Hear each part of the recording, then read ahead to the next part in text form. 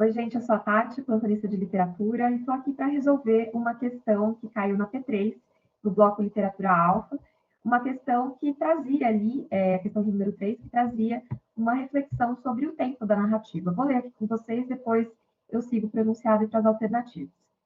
A experiência da sucessão dos nossos estados internos leva-nos ao conceito de tempo psicológico ou de tempo vivido, também chamado de duração interior.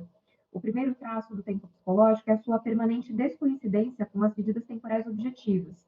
Uma hora pode parecer-nos tão curta quanto um minuto, se a vivemos intensamente. Um minuto pode parecer-nos tão longo quanto uma hora, se nos entediamos. Variável de indivíduo para indivíduo, o tempo psicológico subjetivo e qualitativo, por oposição ao tempo físico da natureza, e no qual a percepção do presente, ora em função do passado, ora em função de projetos futuros, é mais imediata e mais óbvia expressão temporal humana. Ok? Então, o que é a alternativa? A questão quer da gente? Né? Ela vai perguntar assim: a relação entre tempo psicológico e tempo físico em uma narrativa literária A. Obedece necessariamente a medidas temporais objetivas? Vamos voltar lá para o fragmento. O próprio fragmento está falando que muitas vezes vai ter a questão do tempo psicológico, do tempo vivido. Então, não tem uma obediência necessária a medidas temporais objetivas.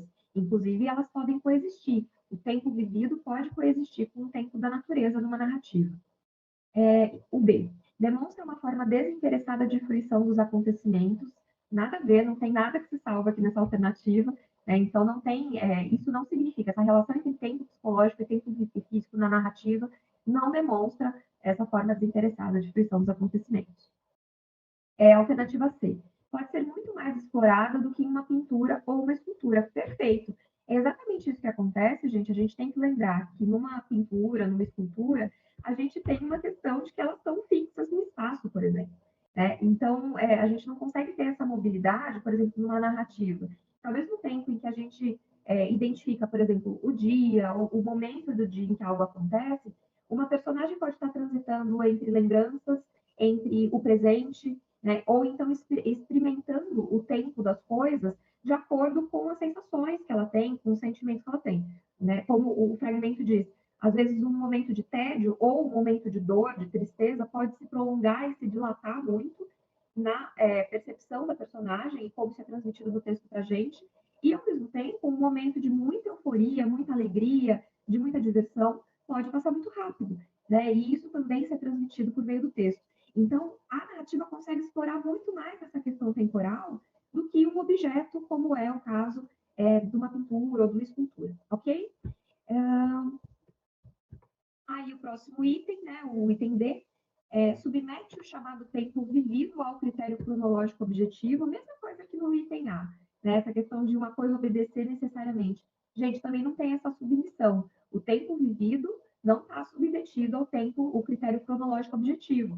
Elas podem, esses tempos diferentes podem coexistir, não tem essa submissão numa narrativa literária. E a alternativa E impede a objetividade devido à inescapável manipulação operada pelo autor. Também não tem esse impedimento, tá?